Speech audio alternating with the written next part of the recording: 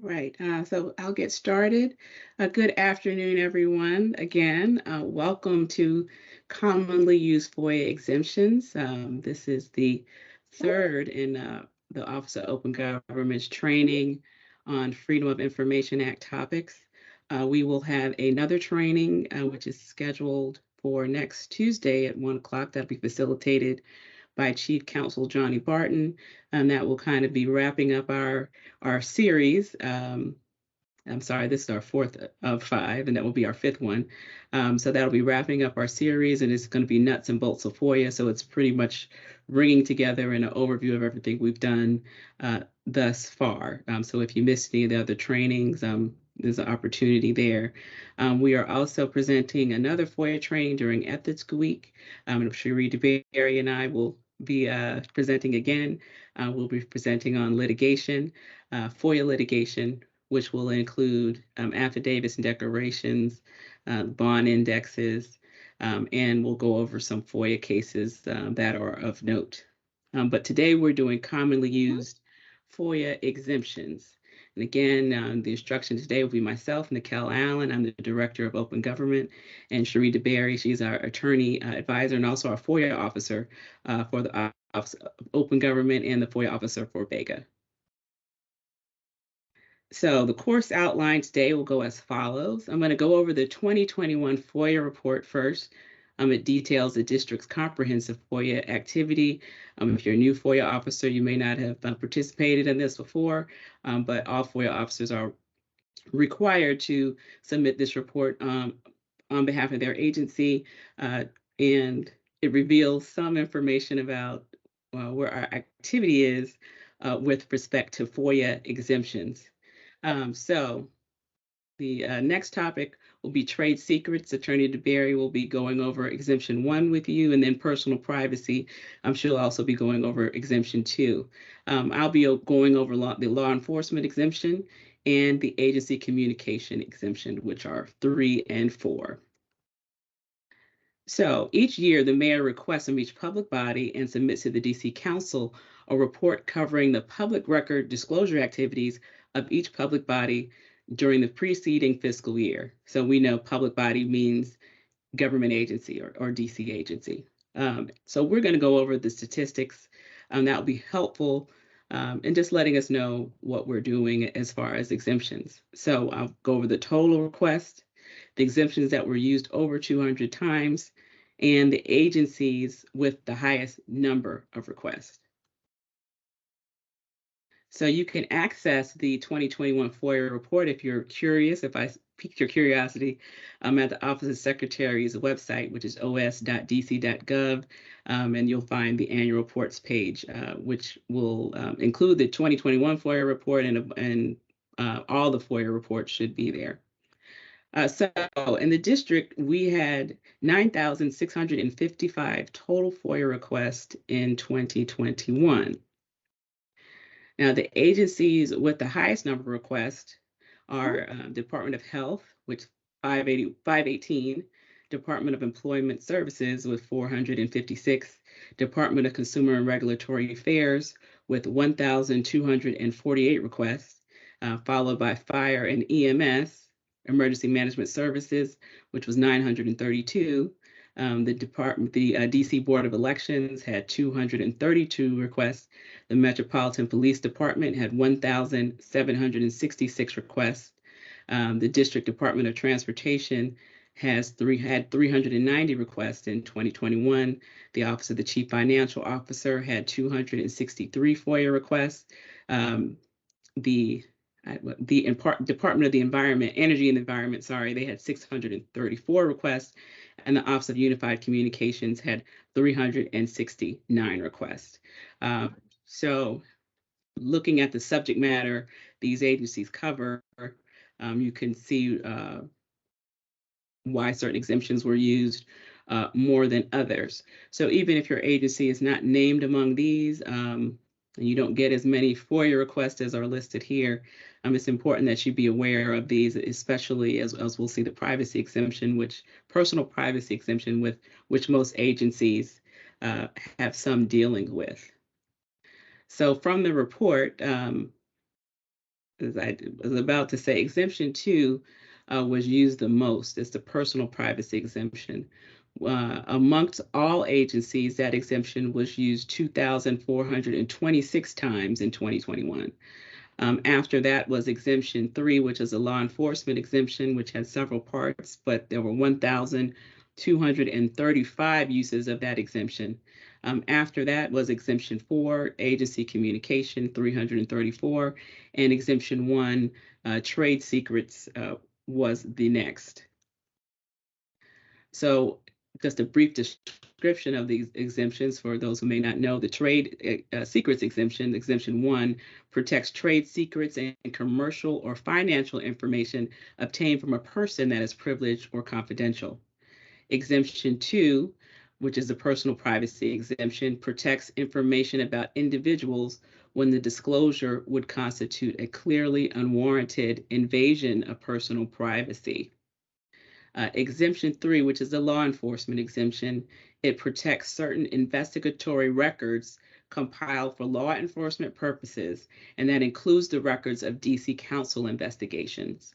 And exemption 4, which is the agency communication exemption, protects interagency, why would that happen? Sorry about that. Protects interagency or intra-agency deliberative or pre-decisional materials written as part of the decision-making process in DC agencies. So we'll go over all of these in detail. And if you have any questions about any other exemptions, we should be able to deal with that as well. But I need to first talk about the application of federal FOIA to DC, because a lot of our discussion today and the interpretation of the FOIA laws, we look to the federal government and the federal courts. So DC FOIA was modeled after federal FOIA. So court decisions construing the federal statute are instructive and may be examined to construe the local law. So that's what we have done here. So a lot of our sources that you will see will be federal, some will be also district, so that you know the Mayor's Office of Legal Counsel, which we'll go over later. They have interpreted a lot of the law through their appeals process. So that's a great source of information. We'll go over the sources at the end of the presentation. So now I'm going to turn it over to Attorney DeBerry, and she is going to talk about trade secrets and the personal privacy exemption. Sheree? Thank you, Director Allen. DC FOIA Exemption 1, trade secrets, shields from disclosure, trade secrets, and commercial or financial information.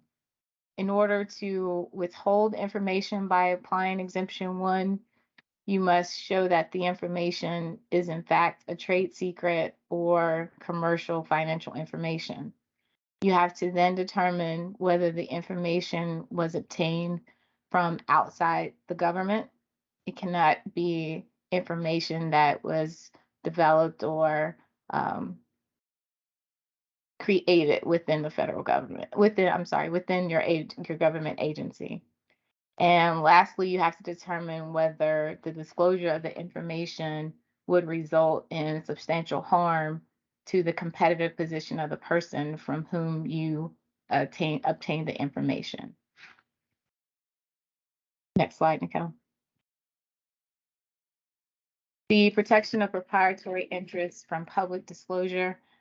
Under the federal FOIA, trade secret is defined as a secret. It's also defined as a commercially valuable plan, a formula, a process, or it can be defined as a device.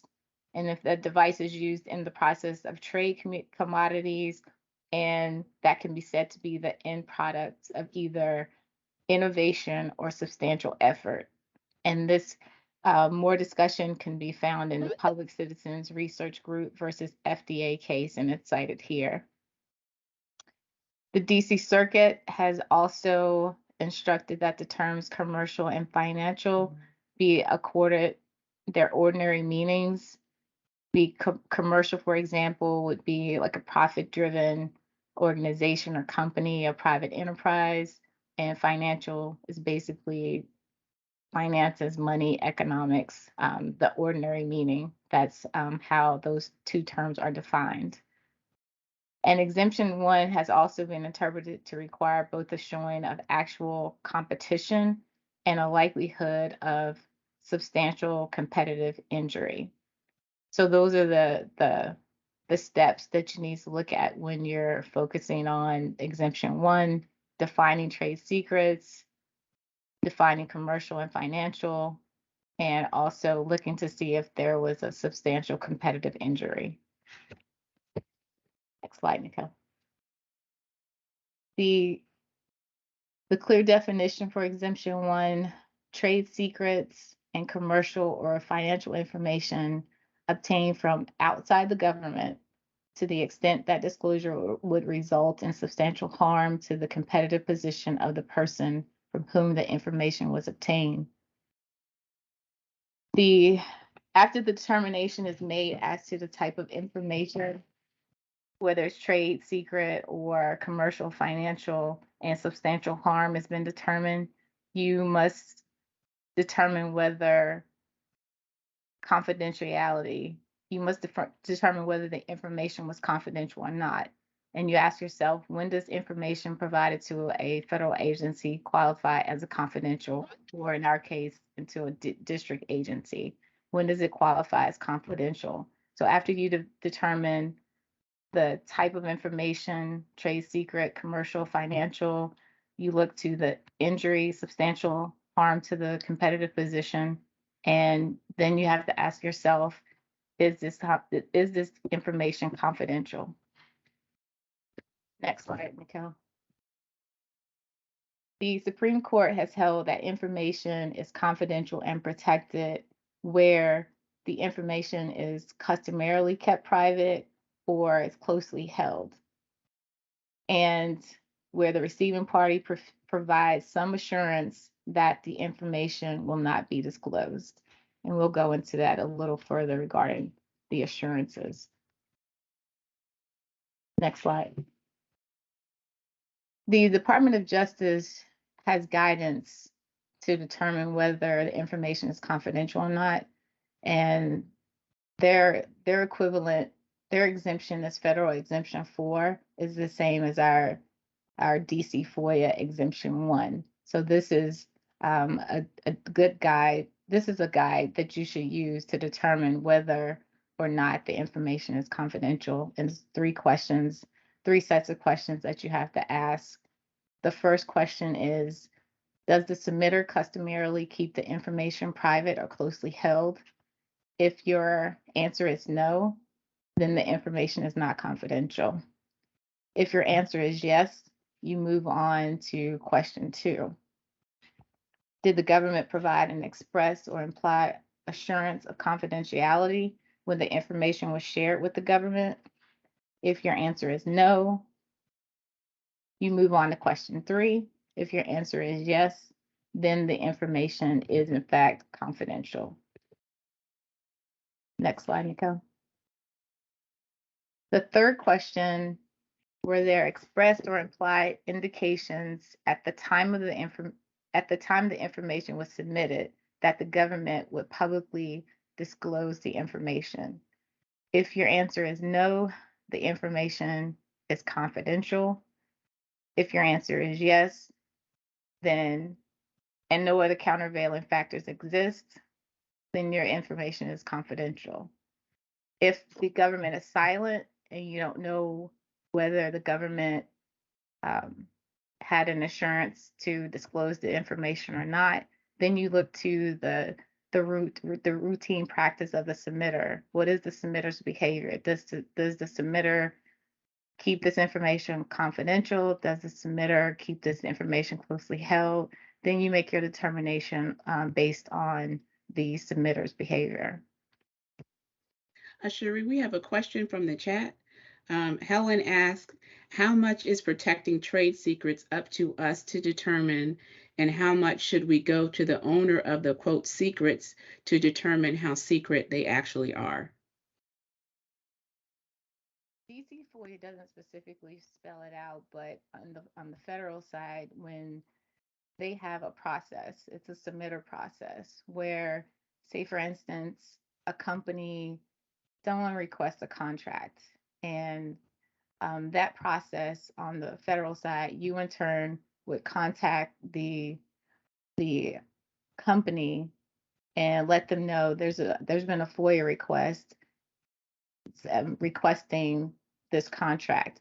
We want you to review it. Let us know what you don't want to be disclosed, and have a conversation with that company. You in turn will make the final decision based on, but your decision can be influenced by what the company, usually you deal with the president or the administrator, some administrator that has knowledge of the contract. Say, for instance, they don't want certain prices of certain items to go out. They would let you know that. And you would also let them know that you make the final determination on what goes out or not. But this right here, where it says if the government is silent on if the information is going to be held confidential or not, you look to the submitter's routine practice. And this is where you would look to see, what do you disclose, what don't you disclose, and that can help you make the determination on what you're going to release. Um, and you also have to look at substantial harm, as I discussed earlier, but mostly it's the routine practice of what um, that company does. There is case law discussing like unit prices and things of that nature, depending on like what's requested. There is case law that will help you make that decision as well. Okay, we got another follow-up question from Joycelyn. Wouldn't trade secret, quote unquote, be protected by copyright laws or patent laws? And then she also asked, can the confidentiality exemption be broken by a subpoena? Well, there's as there are other countervailing factors. Those are things that come into play when you make your decision, and that would be the countervailing factors, whether it would be a determination on confidentiality or not. You would have to look at the totality of what's requested and the totality of what type of harm. And those are the tests, and those are the questions you have to ask yourself when you're making that determination. There's no clear cut yes or no, but it definitely will influence the decision that you make, whether to disclose or not. I hope that helped.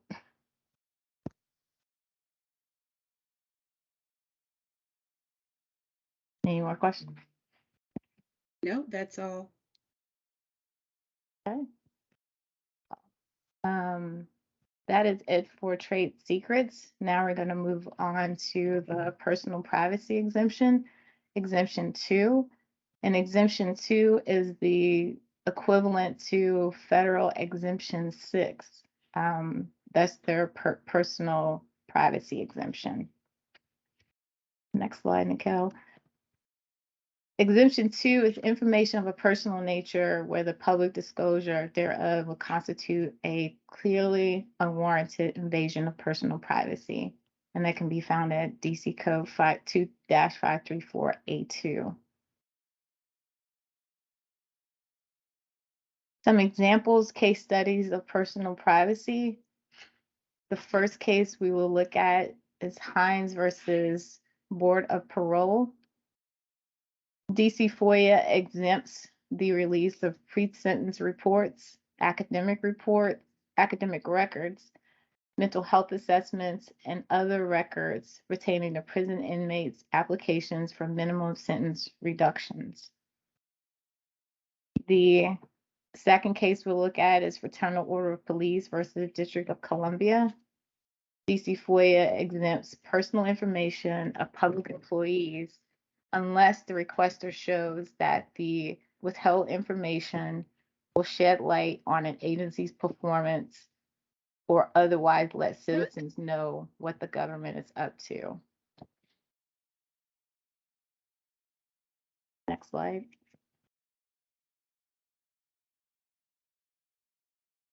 Now we'll look at personal privacy, federal versus the District of Columbia. DC's FOIA's privacy exemption is broader than that of the federal government. DC FOIA exempts all information of a personal nature where the disclosure would constitute a clearly unwanted invasion of personal privacy. The federal statute limits its exemption to personnel, medical, and similar files, but they both analyze whether there will be a clearly unwarranted invasion of personal privacy.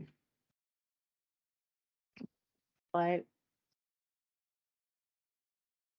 here we are once again looking at a Department of Justice, a four-part test that they use to determine personal privacy under their equivalent Exemption 6, which is our Exemption 2.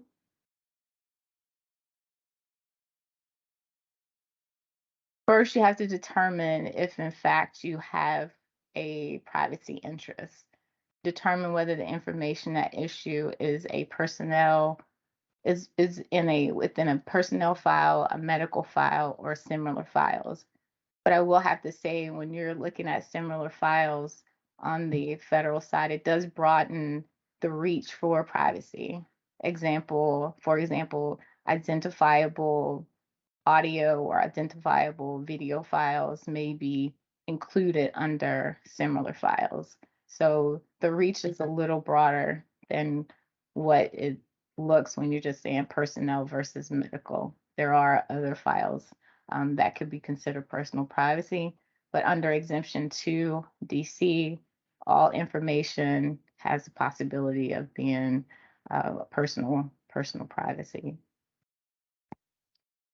You also have to ask yourself, is there a substantial privacy interest in the requested information?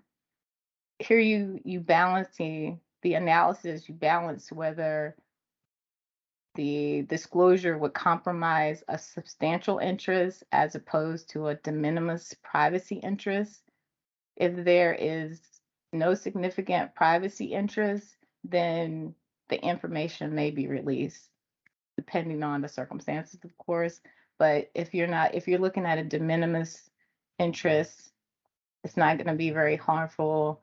You may not be able to identify something or someone, then that information may possibly be released depending on the circumstances. Where there are privacy concerns present, the person requesting the information must establish a sufficient reason for disclosure. You have to evaluate the requester's asserted FOIA public interest in disclosure. You have to, the requester has to let you know why they want this information, and it has to be a sufficient reason for that disclosure. And lastly, we balance the competing interests to determine whether the invasion of privacy is clearly unwarranted. If there's a substantial privacy interest in non-disclosure and a FOIA public interest in disclosure, you have to balance those competing interests to determine whether or not a clearly unwarranted invasion of personal privacy does in fact exist. Do we have any questions on DC FOIA Exemption 2, personal privacy? If not, I'll hand it over to you, Niquelle. Director Allen. Either is fine. Thank you so much. So the next exemption we're going to talk about is a law enforcement exemption.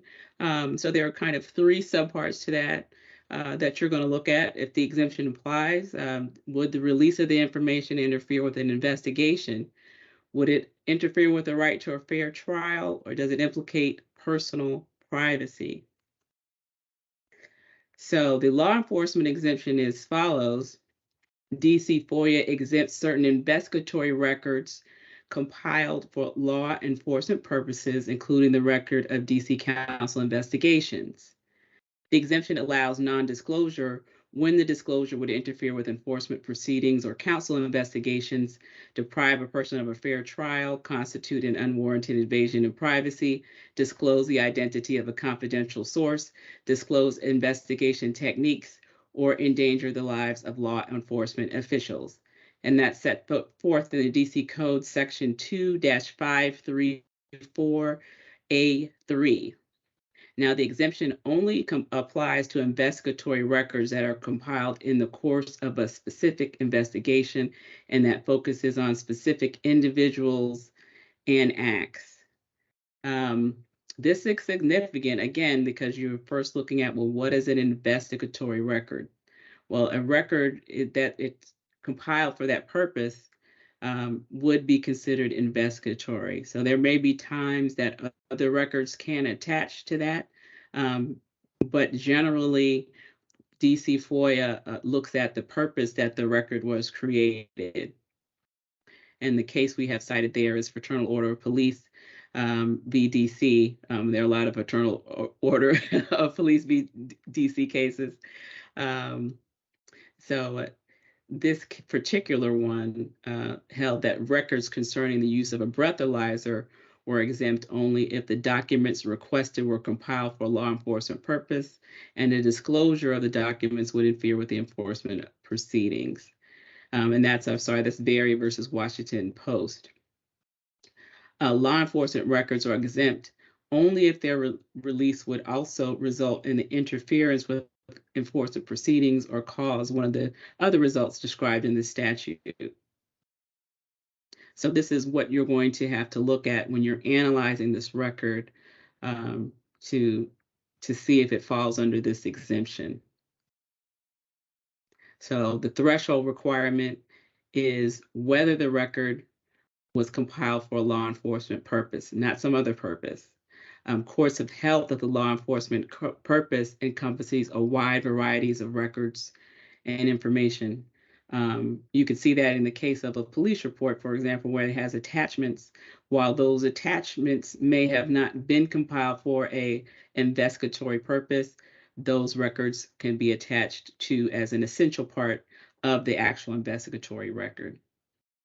Records compiled as part of violent investigations or drug trafficking investigations, including records pertaining to the use of informants, have been found to meet that threshold, obviously.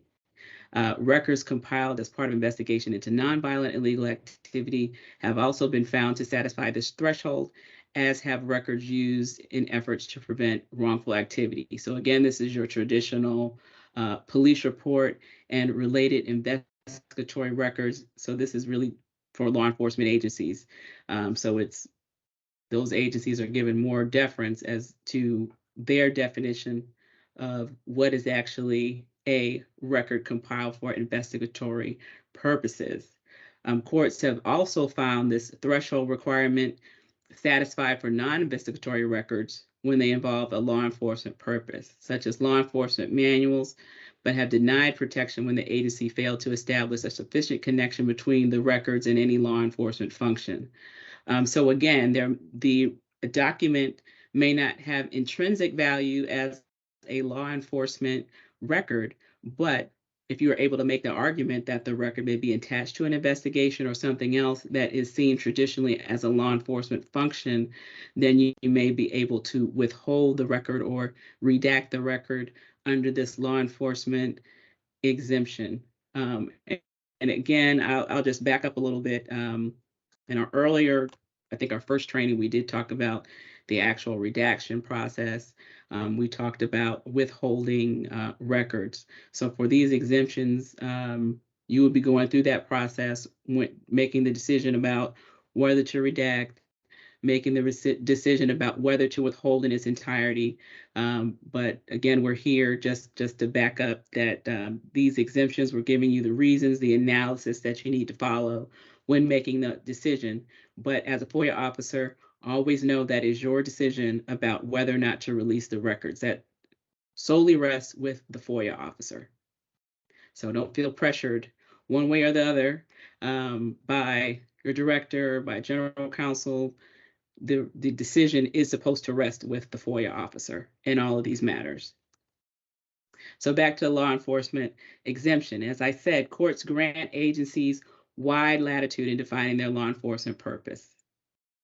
But courts have denied protection when the agency did not adequately demonstrate the purpose of that record. So one, that the record was compiled as part of the agency's stated law enforcement purposes and duties, or two, the records existed independently of the stated law enforcement purposes, or three, the connection to law enforcement was pretextual, or four, the associated investigation was conducted for an improper purpose. So these pretty much make sense. You need to let the court know that you're a law enforcement agency if you are, or you're working with a law enforcement agency. Now, these independent records, again, you need to be clear that it ties to a document or record that has a law enforcement purpose. The pretextual, again, this is, we just want to withhold this record. It looks like law enforcement, so we're going to use that one. So the courts have overruled that. You definitely need to have a reason. And again, in a proper investigation for an improper investigation for an improper purpose, that makes sense because in a way you should not be able to hide something that you need to let the public know that you have a watchdog looking at you to determine if your course of action is proper or not. So here are some examples of law enforcement exemption.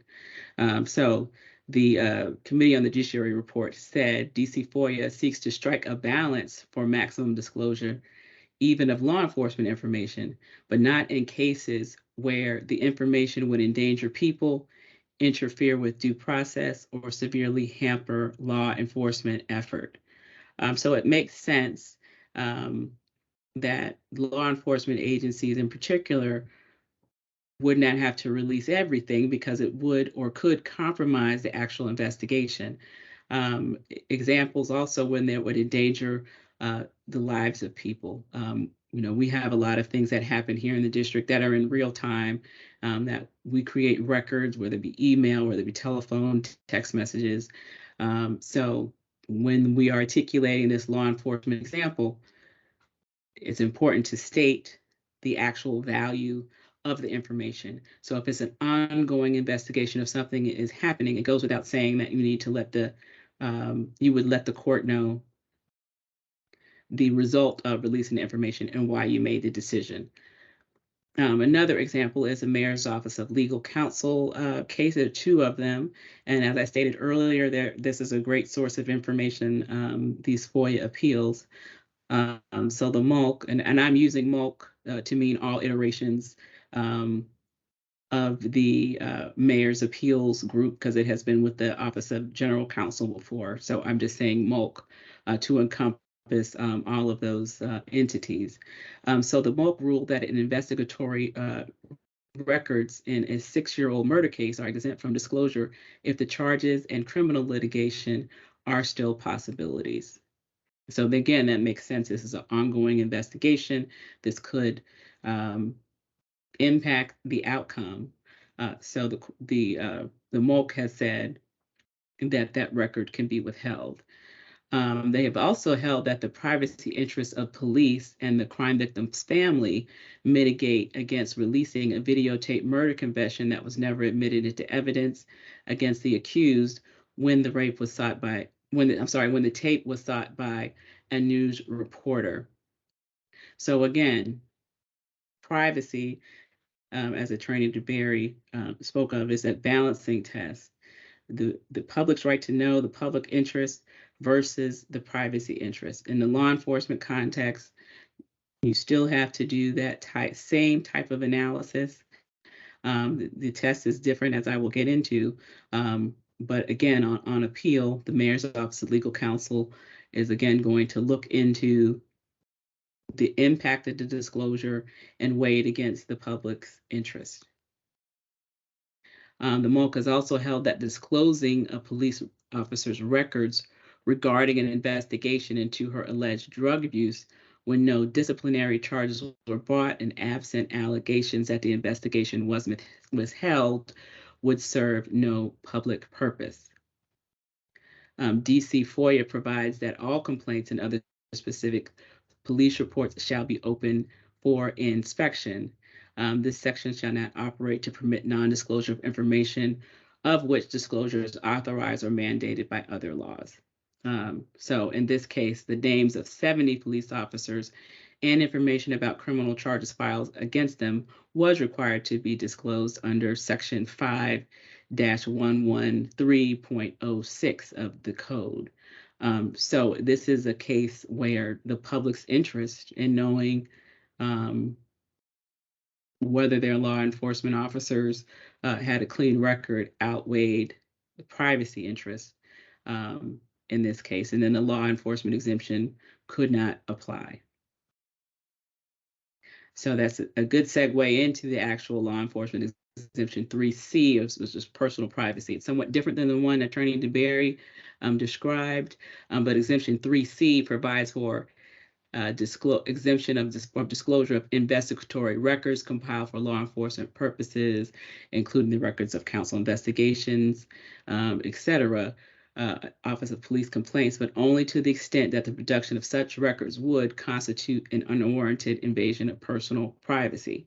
While Exemption 2 requires that the invasion of privacy be clearly unwarranted, the word clearly is omitted from this Exemption 3C.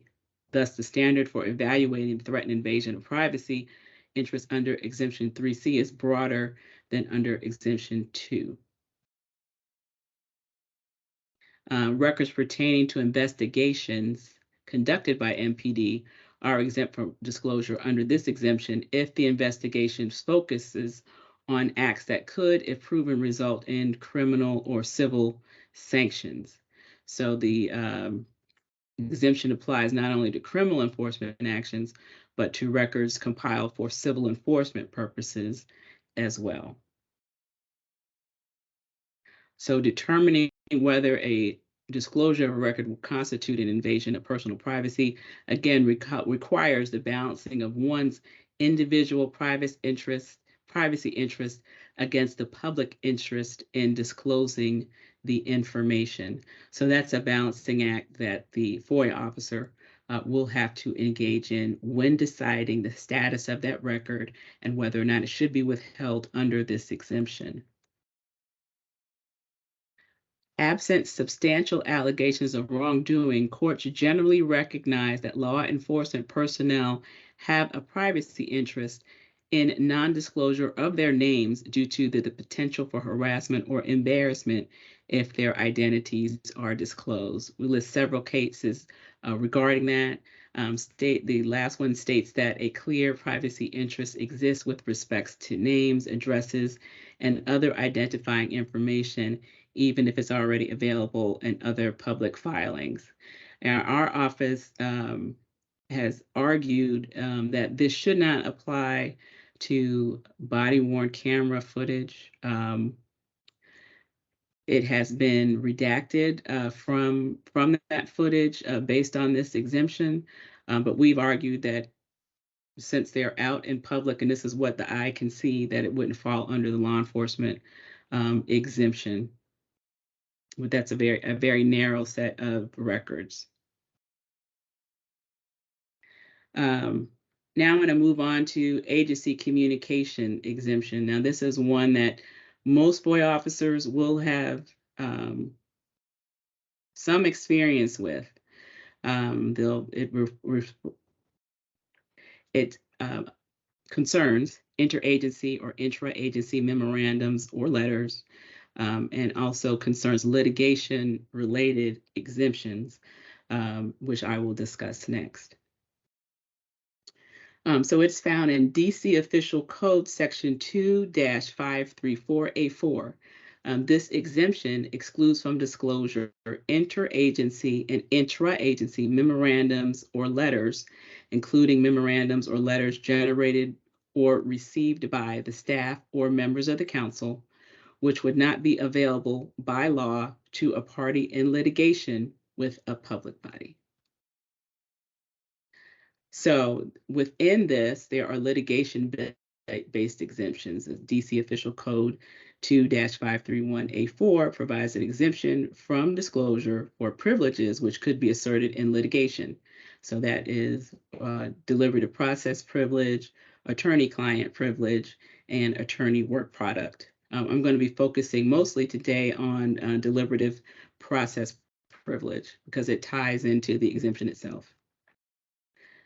So DC FOIA expressly provides that the deliberative process privilege, the attorney work product privilege, and the attorney-client privilege are incorporated into the exemption. However, historically, the MALC has used these common law deliberative process privilege to find documents exempt from disclosure, again, under the statute because they would not be available to a party in litigation with the agency. So here's some cases. The first found that withholding documents related to an executive decision about real estate was okay.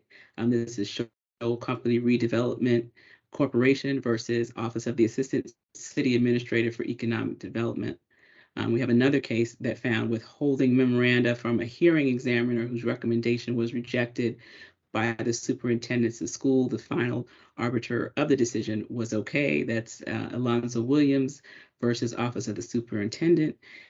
And remand the in re appeal of ACLU, the MALC found that remanding a case to the Department of Corrections to determine whether a requested memorandum is of pre-decisional or deliberative character was warranted in that case. So when does the exemption apply? To fall into the exemption, the record must be a part of the agency's deliberation process. The exemption protects frank discussion of legal and policy matters, so the agency is not swayed by public opinion. So the key test to apply is: 1, is the document a final decision? 2, are they pre-decisional documents or documents that implement or explain the decision? Or 3, communication from the decision maker or to them. So example, an advice memo would not file under the exemption until they're final. Drafts are viewed as deliberational and pre-decisional. So I could say, I'll use myself, for example. I'm an agency director and I issue advisory opinions, which are final opinions on a matter. I have a legal staff. We discuss the matters. We have documents that go back and forth, and they are drafts that come to me and others before it's final. So we could argue that communication leading up to the advisory opinion, which is a letter, is deliberative or pre-decisional. The document, the advisory opinion itself, would be the record that we would release under FOIA. And again, it's a communication from a decision maker, which would be me, to the complainant or the agency. So as a matter of policy, reports and analysis prepared by an organization outside of the government, even if they are using an agency's deliberative process, does not fall within the exemption. So we have Bell versus DCRA, which held to hold otherwise would be to rule that independently initiated, prepared, and funded reports of a private organization, which that organization desires to withhold from public scrutiny and discussion, but to have used by a government agency as the basis for important policy decisions, would be immunized from disclosure. So generally, those discussions with those outside of the government would not fall under the agency communications exception. Now, there's a consultant corollary doctrine, which you should also look at in this instance. So there are very limited circumstances where a non-agency party may act as a consultant to the government, and in those cases, their communications may qualify as intra-agency exchange for Exemption 4 purposes. The extension of this relationship to cover those agency consultants is referred to as the consultant corollary. The U.S. Supreme Court, sorry? Sorry, Niquelle, could it be held until the agency has time to review the report internally. I think that goes back to deliberate process. When a consultant's report has it, okay, I see. Well, I it may fall under another exemption, but you couldn't use it under this particular exemption. It wouldn't fall unless we're getting into the consultant corollary, which I'm going to explain a little bit more. But if you're saying that you received a study and the agency needs time to review it, that's not a reason that you can articulate for withholding the record if it doesn't fall into clearly fall into one of the exemptions.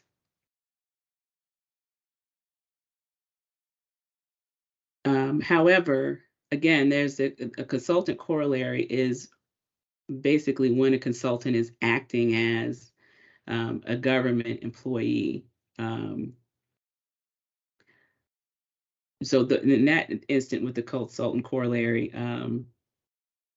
if you have, you said when a consultant's report has nothing to do with enforcement. So if you're looking at it again, if that consultant has kind of taken the place of an employee of something that, for example, one of your attorney advisors might do, your policy advisors, if they're just actually doing a job, then that's when the consultant corollary may be applicable. So here in this case, People for the American Way versus U.S. Department of Education is looking for the federal side, and DC in this case was seen not to be a consultant. So the court held that exchanges between the U.S. Department of Education and the mayor's office related to federally funded school voucher program in the district were not interagency documents because the mayor's office advocated on behalf of the interest of its own constituents. The court also found a lack of a consultant relationship because the agency and the mayor's office share the responsibility for the DC voucher program, such that the information was not being conveyed to the Department of Education to unilaterally make ultimate decisions based on the mayor's office advice. The court noted that its holding was consistent with the fact that there was no precedent for withholding documents under Exemption 5 where a federal agency and a non-federal entity shared ultimate decision-making authority with respect to a co-regulatory project. So that is the end. So the exemptions that we covered are trade secrets, privacy, law enforcement, and agency communication. The source materials that we use and that we suggest you use are here. So we looked at the Lawyers Committee for the Freedom of the Press. They have a good DC guide, which is there. The Mayor's Office of Legal Counsel. The FOIA appeals records are good records to use. You can search those based on key terms to learn more about the analysis for your exemption. And the U.S. Department of Justice Office of Information Policy. They have a full guide on the Freedom of Information Act. So now we'll take questions. If you could let us know by raising your hands in Teams or putting it in the chat, we'll field any questions that you have at this time.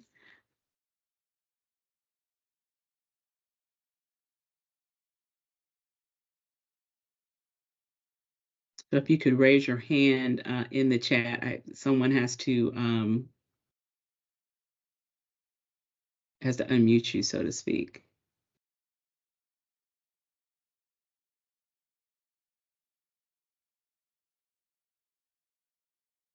So if I didn't get to your question, it's in the chat and let me know. Okay.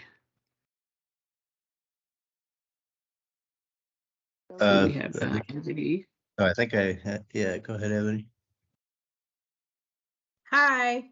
I was wondering, are there any specific plans? I thought that there were plans to update the DC FOIA law to make it clear that personnel records are specifically exempt from release. Is that under the privacy exemption? Is that true, or are there any plans to have that happen? We are hopeful. We have lots of plans that the council will in its wisdom, go back and review some of our FOIA laws and redo them as necessary. I don't know any more than you about that. You may know more than me because you're with the executive. But at this time, we don't know of any actual legislation that's going forth. Okay, thank you. You're welcome.